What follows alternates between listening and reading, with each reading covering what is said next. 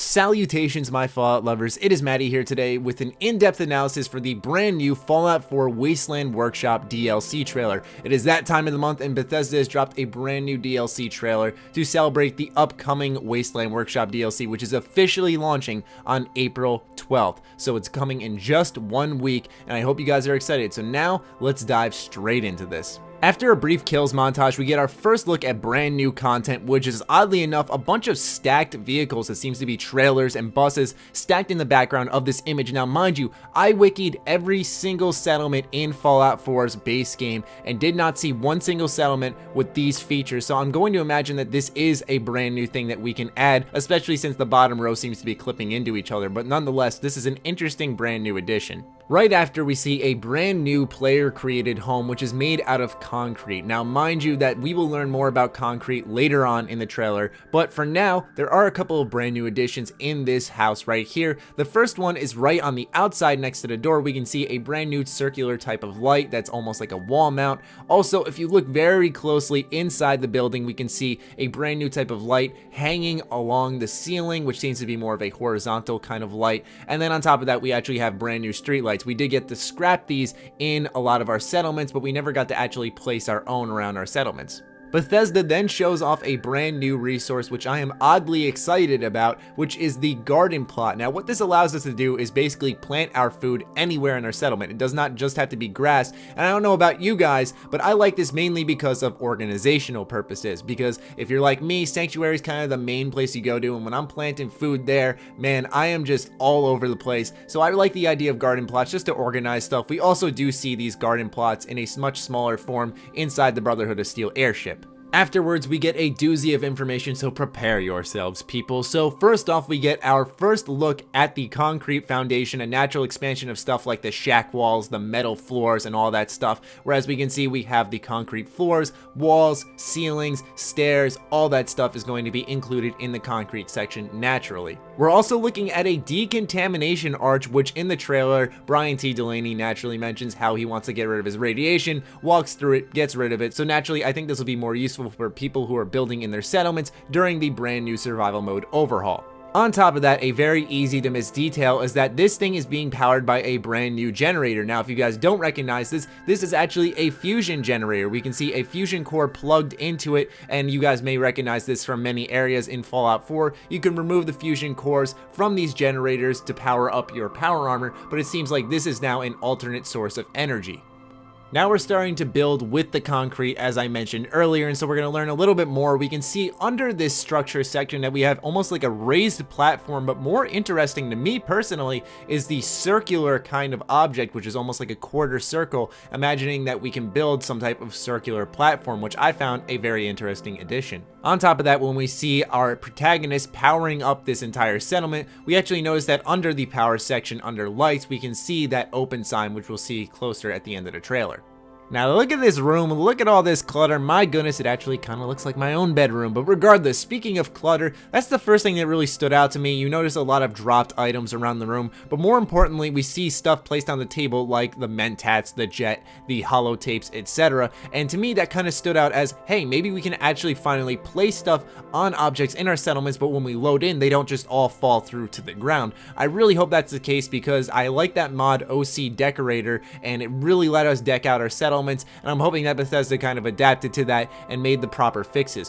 One other thing I noticed was the little electrical panel on the left side of the wall. I don't think this is settlement specific, meaning that this is a new way to kind of bring power into our settlement, almost like a switch kind of thing, which I'm assuming controls maybe the arena. And the reason I say that is because we see a 0 and a 2 there in the back corner, and to me that seems like almost like we're keeping score in a sense of who's winning, who's losing, which I think is actually really fun. On top of that, we also have labels on our objects, which is very Minecraft inspired. We have guns, storage, and stuff, so on. I like that. I really think it's cool that we can kind of just label whatever we want, hopefully, but nonetheless, we also see some brand new clutter from the 1.4 update.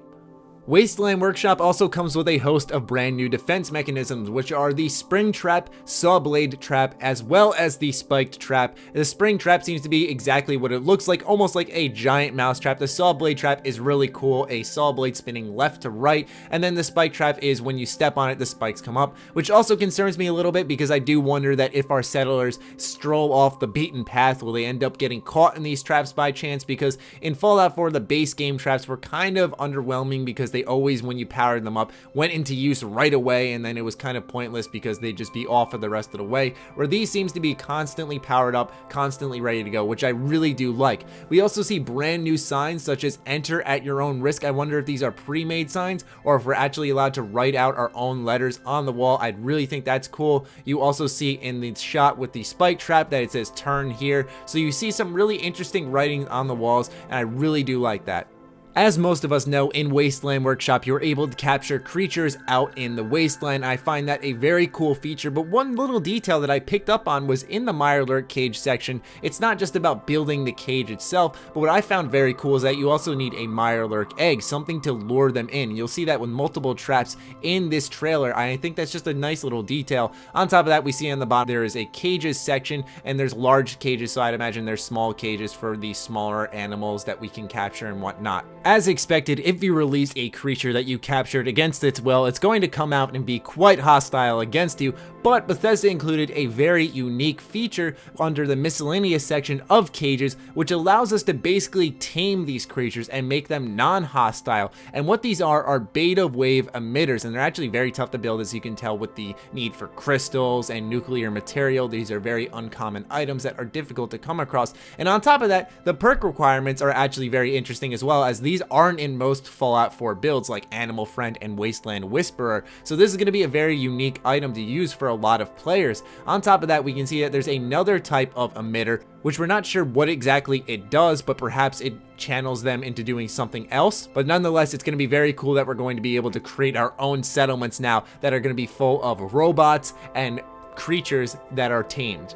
More importantly than tamed Mirelurk Kings is obviously the ability to tame more dogs and cats, and I'm sure Al is very excited about being able to tame cats in your settlements. But nonetheless, let's talk about this arena mode, alright? Let's do this. This area should look familiar as it was in the promotional material when Wasteland Workshop was initially announced. There's a lot of standout things in this shot right here. First off is that Preston Garvey is about to get his shit rocked, at least I hoped he would, but he does not. But nonetheless, what I find interesting is that this arena is built around the Deathclaw cage, so I do wonder if we're actually able to just build an arena itself, or do we have to build around the cage and then deem it as an arena. It's a very interesting concept. I'm curious to see how exactly it works. But what's also really interesting is we actually see a beta wave emitter right next to the Deathclaw cage. Now I do wonder if this is the other type of emitter that we talked about earlier in this video. Also, there's some new clutter. We can see a little lantern on the right side. We can see a street light up on the top left corner. We can see that there are these interesting little fire barrels. There's a lot of new little stuff to decorate the settlement with, so I think we're going to see a lot more visual variety. All jokes aside about Preston Garvey, I do want to point out one thing that is very interesting is that we can actually put him inside the arena mode. Now my question is, are they going to fight to the death, or do they fight until he's knocked out and then maybe the Deathclaw goes back inside his cage? Is there any way for an essential companion to actually lose? These are the questions I'm kind of wondering. I wonder if you throw him inside the arena, is there actually a way for them to die? Because if so, goodbye June Long, goodbye Marcy.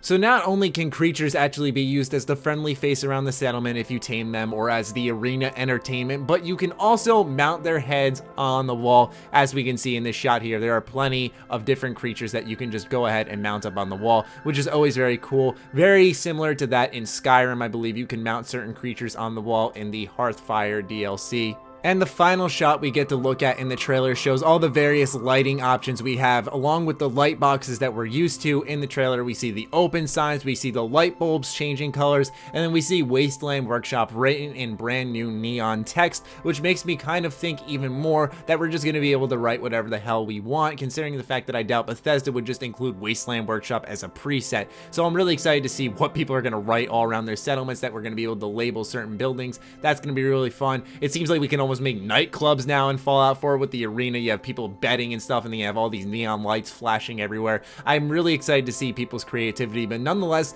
that concludes the in-depth analysis for Fallout 4's Wasteland Workshop DLC trailer. I was actually a little surprised that this one was longer than the Automatron trailer that Bethesda dropped, but nonetheless, I'm very excited. It doesn't seem they're doing way too much with it. It seems like the $5 worth. I'm really excited to start building again and kind of getting more use out of the settlement system and seeing what you guys do with it, and obviously bringing you guys more content on this DLC. So I hope you guys are excited. I'm very curious to hear your thoughts on the trailer as well as this DLC in the comments down below. So let me hear it, people. Be sure to follow me on Twitter, like me on Facebook. The links are in the description. Check out sugarbomb.com, the place by Bethesda fans for Bethesda fans. Stay sexy, stay active. I love you all. Peace.